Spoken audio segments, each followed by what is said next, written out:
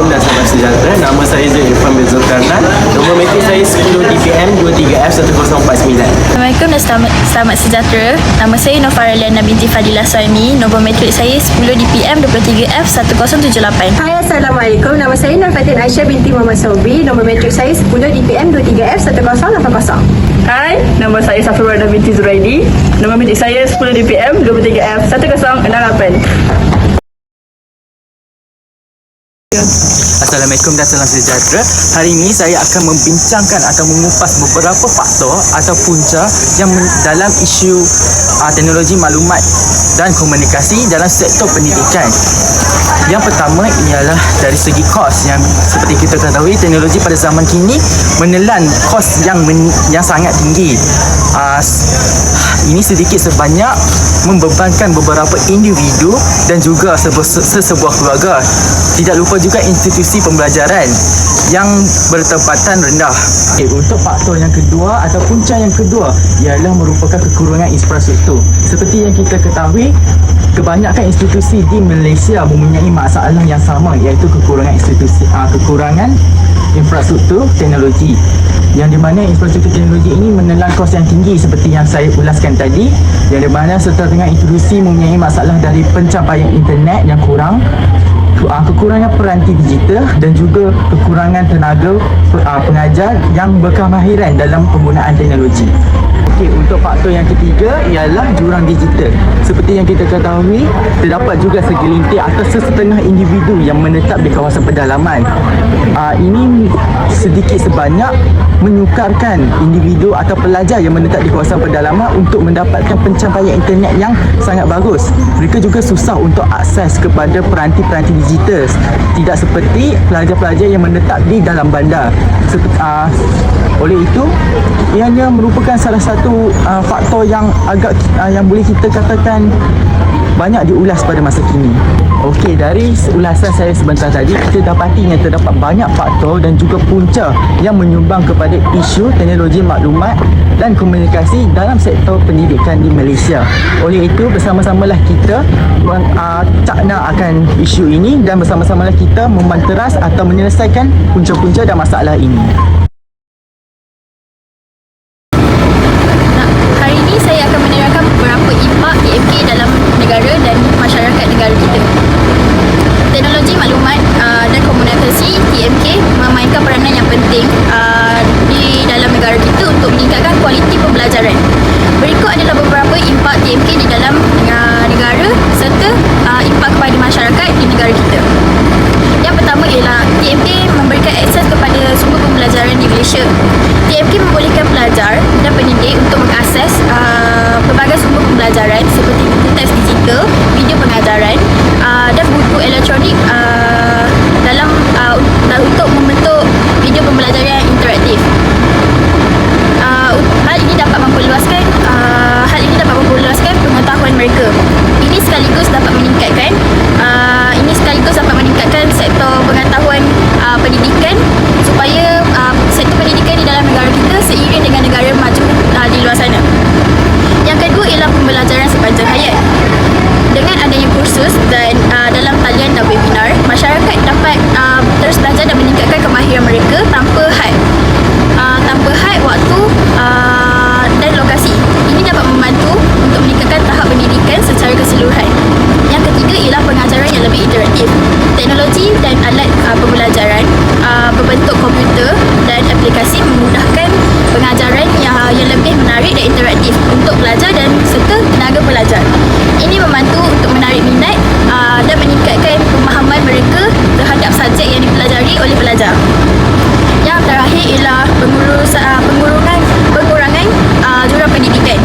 TMK membantu mengurangkan jurang pendidikan antara kawasan bandar dan kawasan luar bandar.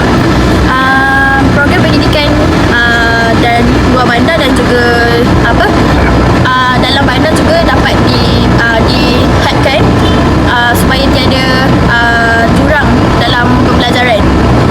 Program pendidikan jarak jauh menggunakan internet memudahkan pelajar dan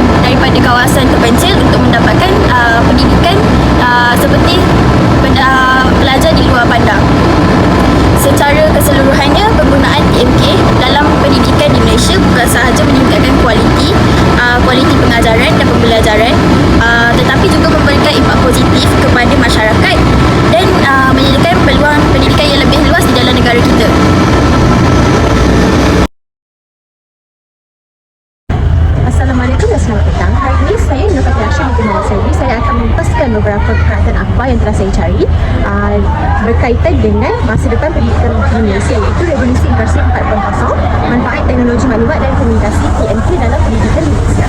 So, kerangka akhbar yang pertama iaitu tingkat teknologi pendidikan perkasa moden instant IR 4.0. Dalam kerangka akhbar ini dia menekankan beberapa aspek, iaitu IR 4.0 ini telah dirancangkan yang di mana dia menekankan tentang automasi, kecerdasan buatan atau AI, internet benda, IoT, Internet of Things dan juga data besar data. Yang mana IR 4.0 ini akan meneraju dalam kita punya masa hadapan nanti. So sekarang sebagai dalam bidang pendidikan, kerajaan ataupun pendidik-pendidik telah pun menerapkan TMK ataupun teknologi maklumat dan komunikasi dalam kehidupan seharian murid-murid untuk memastikan murid-murid ini bersiap sedia di masa akan datang. So yang kedua, artikel yang kedua menunjukkan perkasa pendigitalan pendidikan demi mendepani norma baharu pendidikan, di mana kerajaan membuat beberapa usaha memperluaskan akses, iaitu maklumat dan sumber, di mana di sini pelajar-pelajar atau murid-murid boleh mencari maklumat ataupun sumber melalui internet dan juga akses data dengan menggunakan pautan internet atau akses internet dan juga beberapa aplikasi. Selain itu, bahan pembelajaran juga disediakan secara digital yang bermaksud murid-murid tidak perlu hadir ke kelas secara fizikal ataupun mencari maklumat dalam buku ataupun sebagainya, di mana sekarang kebanyakan pelajar boleh mengakses sumber dan juga bahan-bahan pembelajaran di internet. Yang ketiga, platform pembelajaran dalam talian. Seperti kita tahu, selepas zaman COVID, selepas cuti COVID, kita telah dibiasakan dengan pembelajaran secara dalam talian, iaitu dengan menggunakan Google Meet ataupun Microsoft Teams. Hal ini banyak memudahkan guru-guru secara tak langsung, yang di mana guru-guru sekarang banyak menggunakan talian internet, menggunakan aplikasi-aplikasi dalam talian mengundi ataupun membuat kelas secara online, secara dalam talian. So, artikel yang ketiga iaitu dasar pendidikan digital dirancang hal ini, yang di mana kita punya Menteri Pendidikan telah melancangkan dasar pendidikan digital yang untuk memastikan semua murid-murid dan juga pelajar tidak ketinggalan dengan apa yang dilaksanakan oleh kerajaan. So, dasar pendidikan digital ini juga dilancarkan untuk mengurangkan jurang digital, terutamanya di kawasan luar bandar, yang di mana kita semua tahu pelajar-pelajar ataupun masyarakat-masyarakat yang hidup di luar bandar ataupun di kawasan perkampungan terdapat beberapa masalah mengenai infrastruktur teknologi seperti internet dan juga peranti, di mana mereka tidak mempunyai akses internet dan juga mereka tidak mempunyai peranti untuk mengakses segala kemudahan yang diberikan oleh kerajaan. Dasar pendidikan digital ini dilaksanakan untuk memudahkan ataupun mengurangkan jurang di antara luar bandar dan juga dalam bandar dalam aspek pendidikan ataupun dalam aspek teknologi. So, di sini sebagai kesimpulan, Revolusi Industri 4.0 dan TMK membawa banyak manfaat dalam pendidikan Malaysia. Ia bukan sahaja memudahkan akses kepada maklumat, tetapi juga meningkatkan keberkesanan pengajaran dan menyediakan pelajar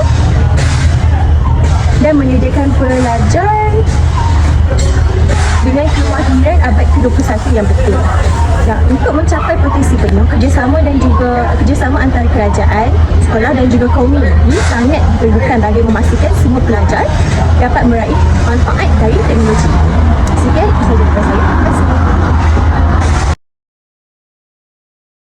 Ya. Assalamualaikum dan selamat petang. Jadi hari ini saya Safira Wardah binti Zuraidi akan temubual 3 orang pelajar Politeknik Sukan Perai. Jom kita pergi dengan orang pertama. Assalamualaikum. Ya, salam. Nama apa ya? Nama saya Luqman. Luqman, dari jabatan? Perdagangan. Perdagangan. Jadi kan hari ni kami ada kerja sikit. Kami nak bagi satu soalan. Kita jawab soalan ni. Sebenarnya tajuknya pasal teknologi maklumat. Jadi soalan ni macam ni. Luqman ni. Luqman ada tak ini teknologi yang membantu Luqman dalam aktiviti seharian? Dalam belajar ke apa? Luqman guna apa? Saya teknologi yang membantu saya ialah telefon lah. Telefon ni. Telefon, laptop, kadang-kadang komputer pun. Kita tu boleh juga. Itulah salah satu alat teknologi yang membantu buat kerja. 3 tu. Ya, alat 3 tu function tak untuk macam ni? Kalau bagi saya, tiga-tiga tu function lah sebab saya nak buat macam assignment ke, nak buat slide ke, boleh guna kat dalam benda tu. Okey, terima kasih. Terima kasih. Maaf ganggu tau. Terima kasih. Jadi itu saja yang untuk orang yang pertama, student yang pertama bagi rumusan tentang teknologi maklumat. Kita continue dengan orang kedua. Assalamualaikum. Jadi seterusnya kita akan undang Encik Azizi, staff. Saya nak tulis sikit apa belajar.